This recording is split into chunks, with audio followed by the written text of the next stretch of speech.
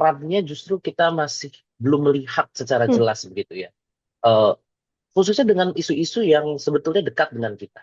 Derajat urgensinya menjadi berbeda ketika yang mengatakan itu langsung dari seorang menteri luar negeri.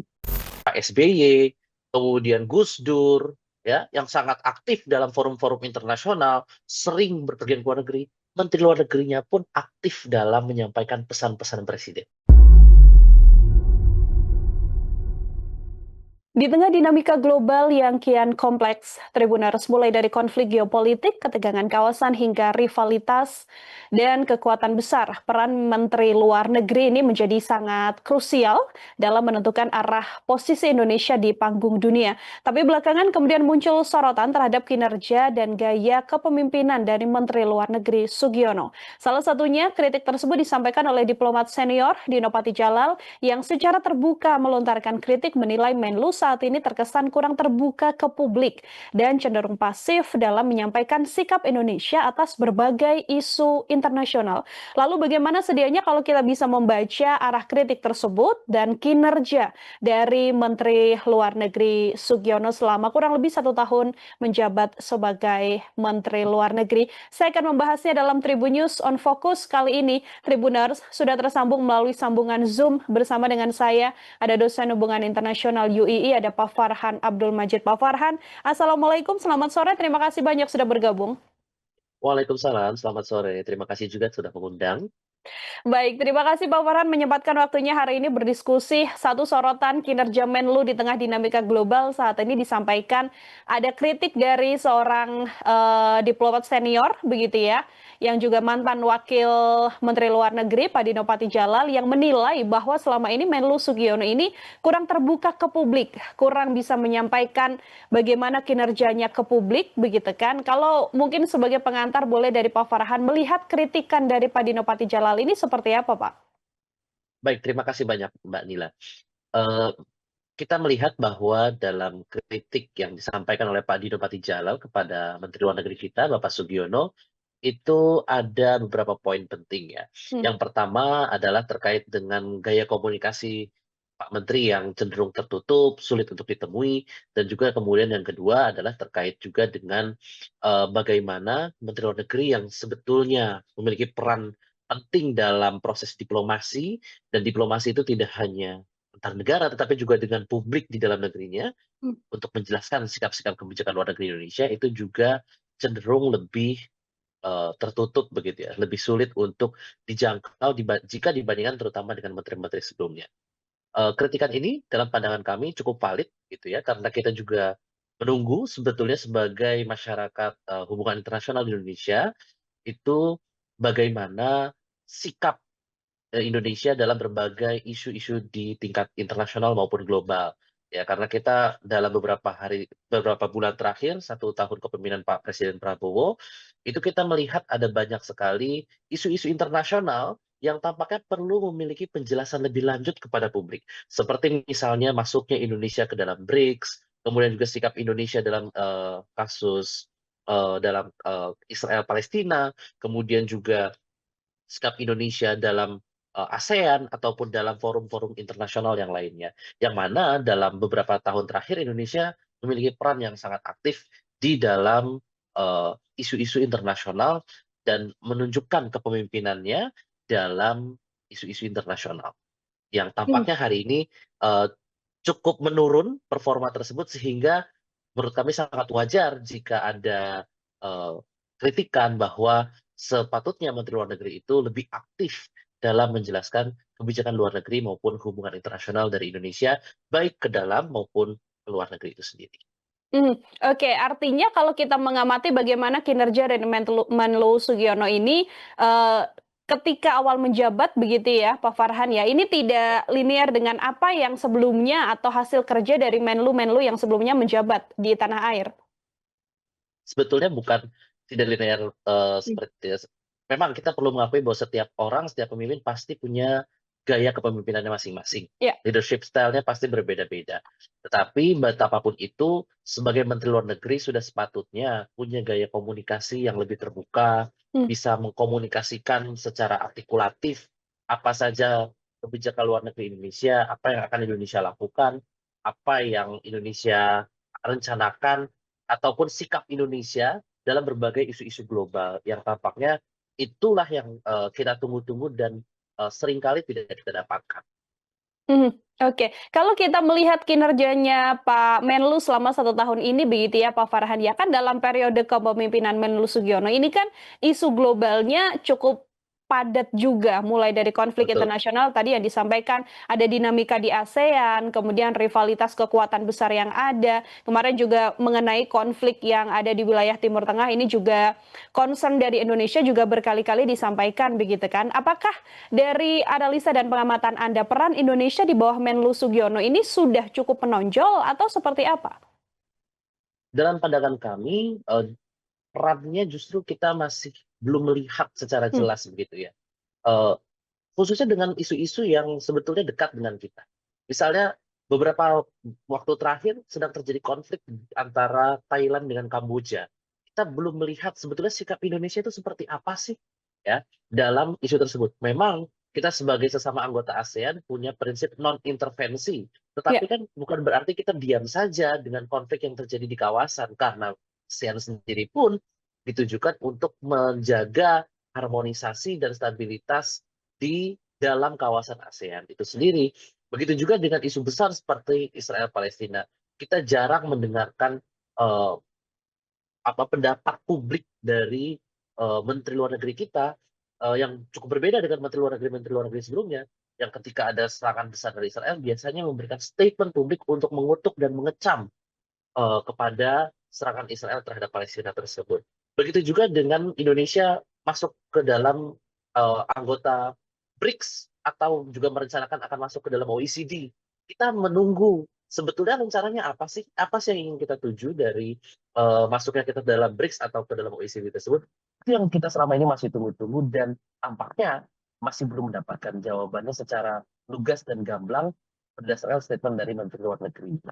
Hmm, Mengapa penting sebetulnya statement dari Menteri Luar Negeri? Karena memang pejabatnya ada banyak, memang decision maker-nya mungkin ada banyak, dan mereka punya juga suara, ya mereka mungkin sudah bersuara juga terhadap isu-isu tersebut, tetapi derajat urgensinya menjadi berbeda ketika yang mengatakan itu langsung dari seorang Menteri Luar Negeri.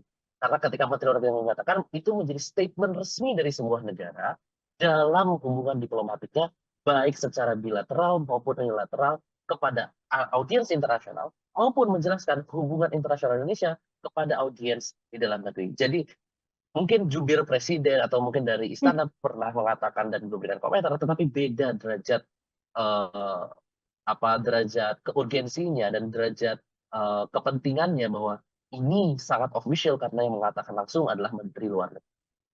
Lalu apa dampak yang kemudian, bisa benar-benar dirasakan begitu ya dalam urusan diplomatik, kemudian mengenai kesan dan ketegasan Indonesia juga ketika memang Menlu Sugiono sampai sekarang lebih sering absen begitu untuk memberikan penjelasan secara rutin di hadapan publik, Pak Farhan? Baik, terima kasih.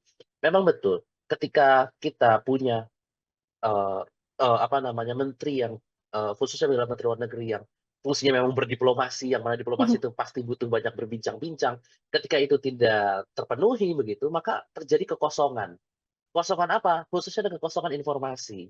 Sementara dalam kita menjalin hubungan internasional, kekosongan informasi itu adalah sesuatu yang perlu kita hindari.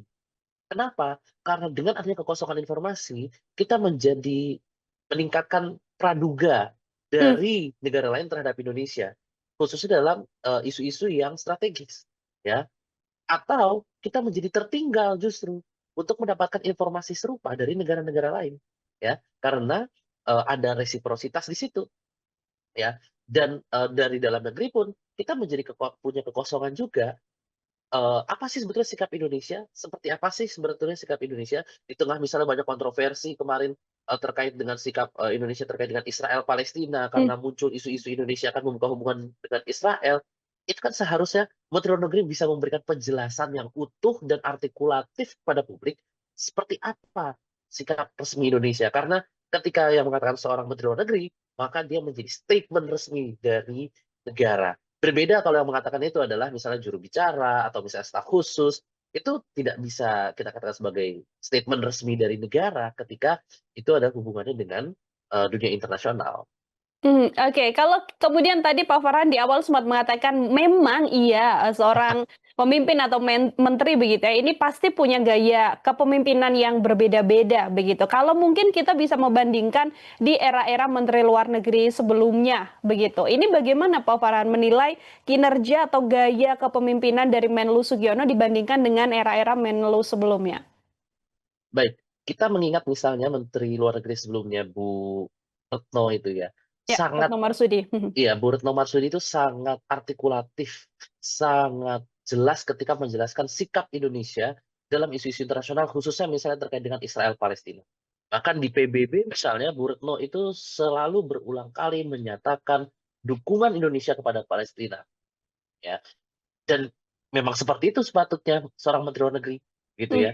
Ataupun, di era-era sebelumnya ketika ada isu internasional, mereka biasanya diwawancara secara khusus ya oleh stasiun televisi ataupun oleh media massa internasional, sehingga jelas Indonesia posisinya seperti apa. Sehingga menjadi lebih jelas Indonesia kebijakannya akan kemana.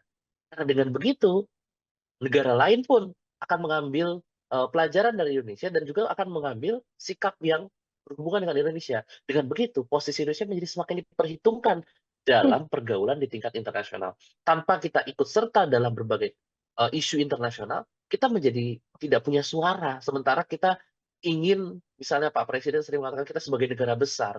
Negara besar itu kan tidak hanya ke dalam ya, tetapi juga keluar begitu. Kita punya pengaruh di tingkat internasional. Untuk bisa memiliki pengaruh di tingkat internasional, perlu adanya artikulasi yang jelas, kebijakan luar negeri seperti apa, arah kepemimpinan Indonesia seperti apa yang sikap Indonesia apa sikap yang Indonesia, eee, tambatkan ketika ada, konflik-konflik tertentu. Mhm.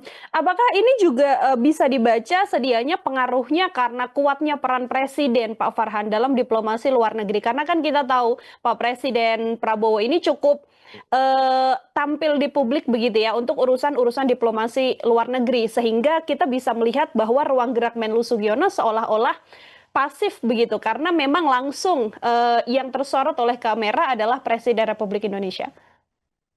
Baik, eee, memang Pak Presiden Prabowo hari ini memiliki, aktivitas di tingkat Mhm, internasional yang lebih, eee, aktif begitu ya ya. dibandingkan Presiden Jokowi sebelumnya. Tetapi kalau kita lihat juga presiden-presiden RI sebelumnya seperti Pak SBY, kemudian Gus Dur, ya, yang sangat aktif dalam forum-forum internasional, sering berpergian ke luar negeri, menteri luar negerinya pun aktif dalam menyampaikan pesan-pesan presiden. Mmm, Ya, jadi, pesan-pesan Indonesia dalam isu tertentu, mereka pun aktif dalam, mengutarakannya. Meskipun Pak SBY saat itu, almarhum Gus Dur saat itu, juga sangat aktif dalam, diplomasi di tingkat internasional. Kenapa? Karena, tidak mungkin semuanya itu dibebankan kepada presiden, ya kan? Eee, Maka perlu ada seorang juru bicaranya, ya, seorang yang menjadi penyambung, pesan-pesan presiden kepada masyarakat di tingkat internasional, dan disitulah peran penting dari seorang menteri luar negeri.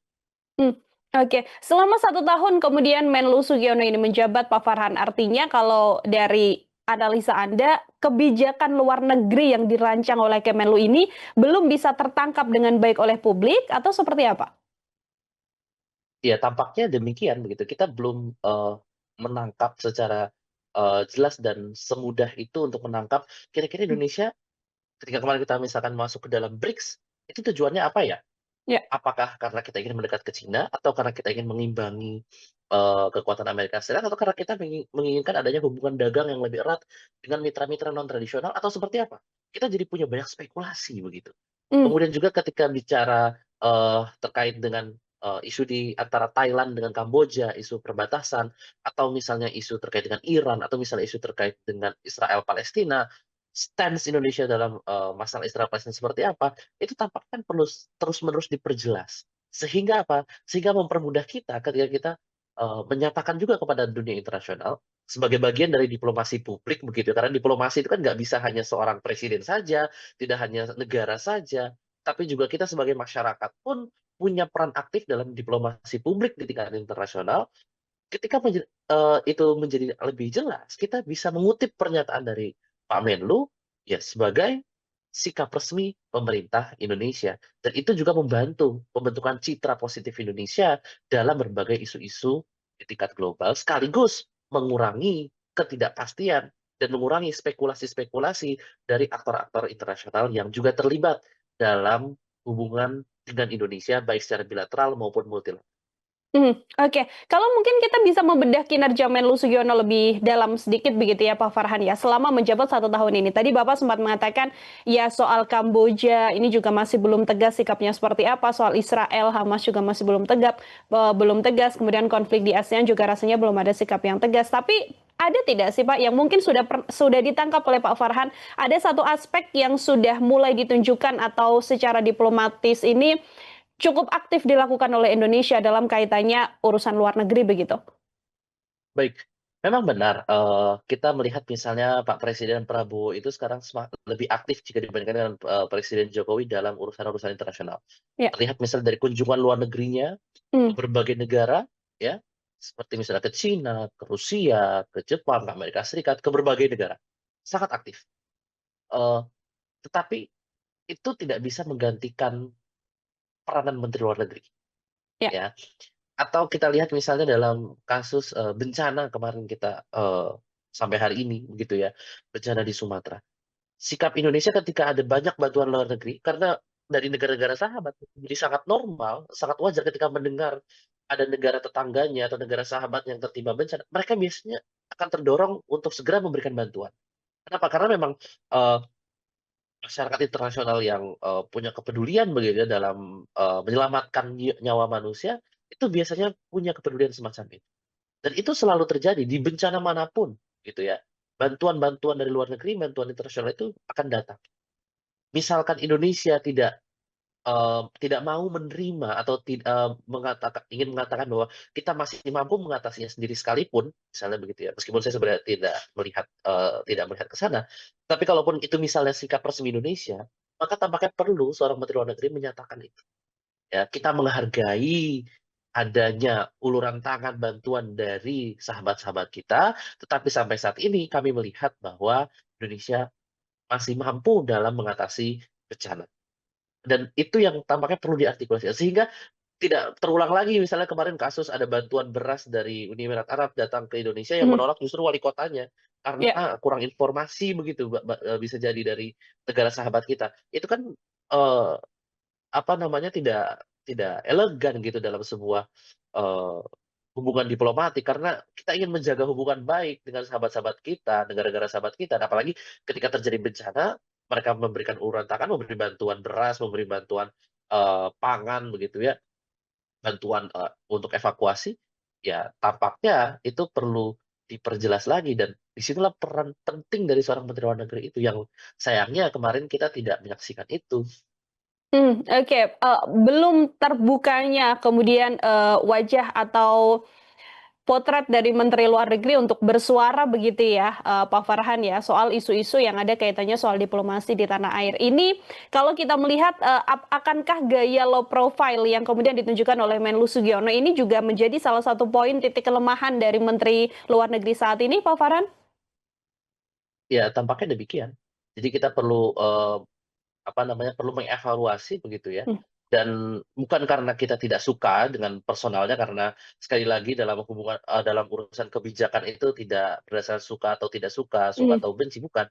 Tapi karena kita menginginkan yang terbaik bagi Indonesia. Kita menginginkan bahwa suara Indonesia itu terdengar di dunia internasional, dan kita pun ingin mendengar suara dari dunia internasional, dari forum-forum global ke dalam negeri Indonesia.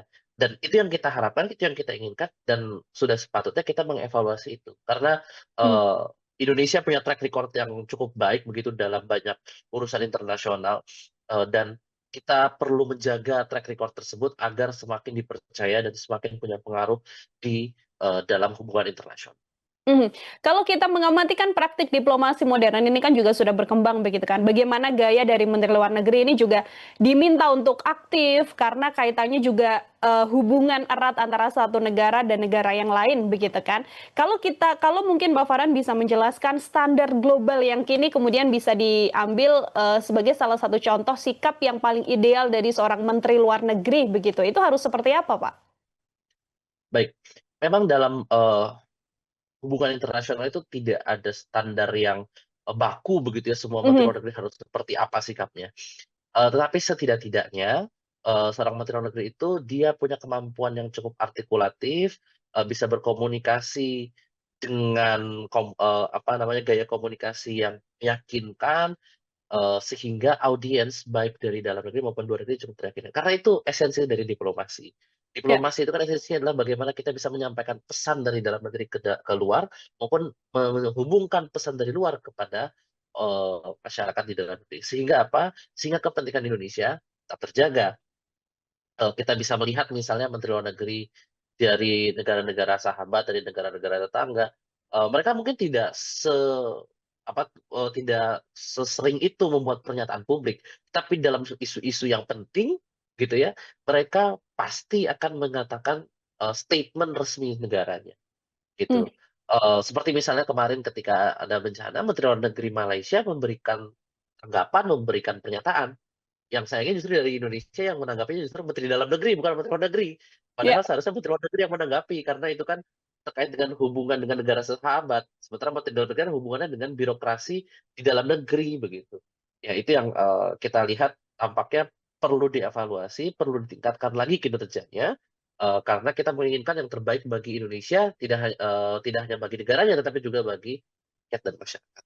Mhm, oke ini, menjadi salah satu PR tadi juga ya evaluasi yang Betul. mungkin juga bisa dilakukan oleh Menteri Luar Negeri saat ini untuk lebih tampil, lebih menyampaikan karena poinnya adalah bagaimana diplomasi ini bisa berjalan dengan baik dengan, statement-statement tegas soal kebijakan Kementerian Luar Negeri yang harus disampaikan. Ini kalau mungkin, kritik yang disampaikan oleh diplomat senior Pak Dino Patijalal ini artinya perlukah pemerintah begitu ya atau mungkin Menlu Luar Negeri Sugiono sendiri menyampaikan statement resmi, menyampaikan kepada publik atau cukup ini dijadikan evaluasi internal saja Pak Farhan?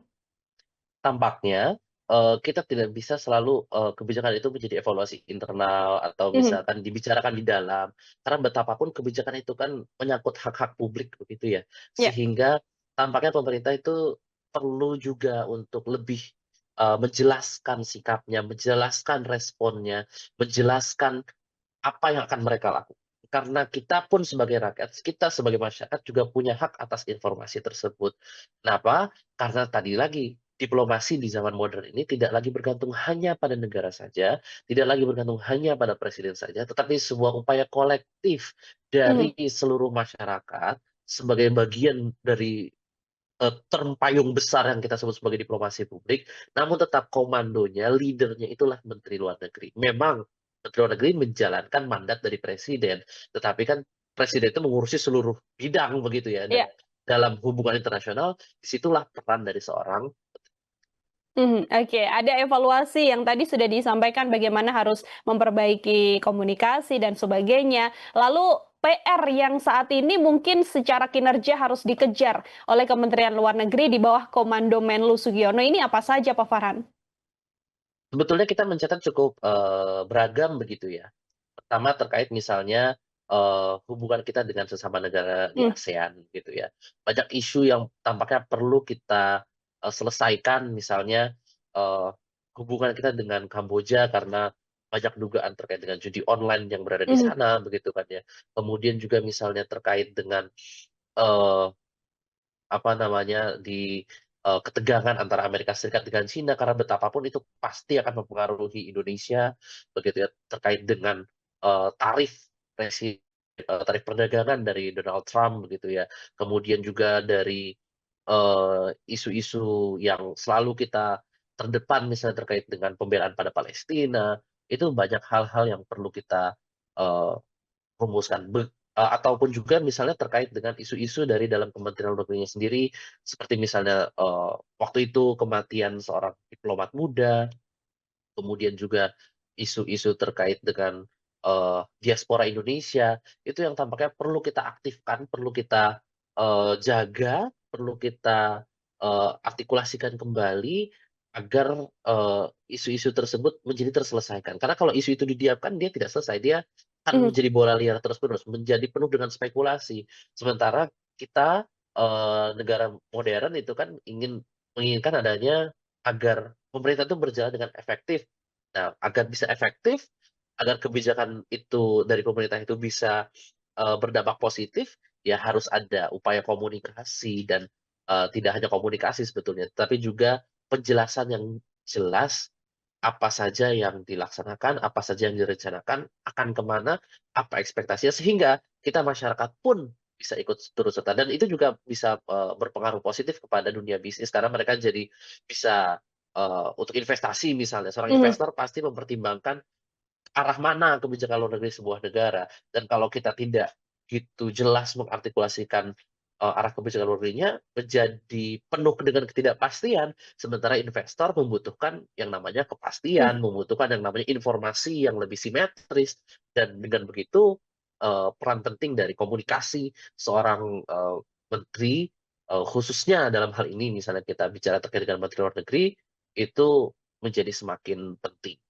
Mhm, termasuk juga nanti ketegasan akan positioning Indonesia begitu ya Pak Farhan ya, Betul. di kacamata dan juga di mata dunia. Terakhir dari saya Pak Farhan, ini kan sudah ada evaluasi, sudah ada masukan yang tadi kita diskusikan begitu kan. Kalau mungkin nanti koreksi ini, tidak berjalan dengan baik, pola komunikasi dari Menlu Sugiono ini juga belum bisa dimaksimalkan dengan lebih optimal lagi, apa resiko yang nantinya akan dihadapi Indonesia secara diplomasi begitu ya? Apakah ini juga berpotensi ada resiko jangka panjang bagi diplomasi yang ada di Indonesia, Pak Farhan? Ya, misalnya kita mendengar beberapa isu meskipun ini masih belum dikonfirmasi begitu ya, Mhm, misalkan terkait dengan kita negosiasi-negosiasi di tingkat internasional yang tidak, tercatat dengan baik, itu kan sebuah masalah juga karena, dalam, hubungan diplomasi, dalam kita melakukan negosiasi, perlu adanya record apa yang kita bicarakan, apa yang kita tawarkan, mhm, apa yang mereka tawarkan, deal-nya seperti apa, itu kan perlu tercatat dengan baik. Dan tidak bisa hanya, apa namanya, tidak bisa hanya berdasarkan ingatan saja. Karena manusia bagaimanapun hebatnya seseorang, dia pasti punya, memory loss begitu kan. Jadi perlu ada catatan yang baik. Selain itu juga, itu sebetulnya bagian dari membangun kepercayaan, ya. Karena dalam membangun kepercayaan itu kan kita perlu komunikasi. Kita nggak bisa hanya berdiam diri saja, kita tidak bisa mengklaim bahwa, kita negara yang besar, negara yang kuat. Kalaupun itu sesuatu yang betul, itu perlu komunikasikan itu, dengan tidak hanya dalam audiens dalam negeri, tapi juga audiens nasional. Maksudnya kuat itu apa sih? Karena bagi negara lain bisa jadi kuat itu sebuah ancaman.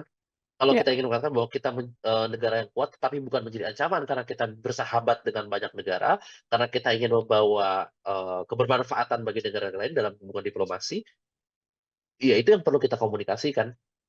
Ya, sehingga, banyak, masalah yang bisa jadi akan timbul jika kita tidak, memiliki kemampuan dalam berdiplomasi dan juga berkomunikasi secara artikulatif.